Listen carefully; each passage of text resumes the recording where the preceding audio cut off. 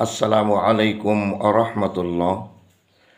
সুপ্রিয় মুসলিম জনতা, আমরা ওদের সঙ্গে কোনো কথায় লিপ্ত হতে আগ্রহী এবং রাজি নই, কিন্তু ওদের মুখ বন্ধ হয়নি কেন?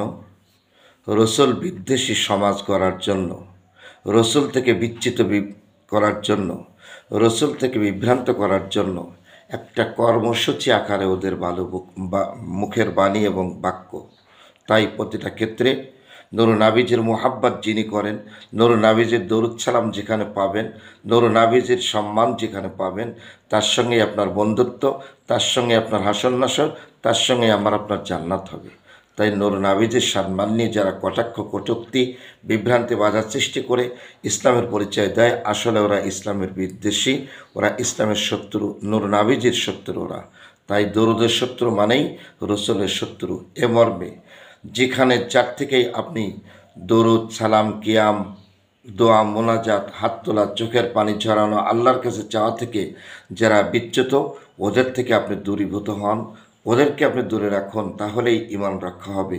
আল্লাহ যেন আমাদের সকলকে তৌফিক দান করেন, আমিন। আমা তৌফিক ইল্লা বিল্লাহ। আসসালামু আলাইকুম ওয়া রাহমাতুল্লাহ। আপনার দায়িত্বে ভিডিওটি সাবস্ক্রাইব করে সকলের মাঝে পৌঁছে দিন।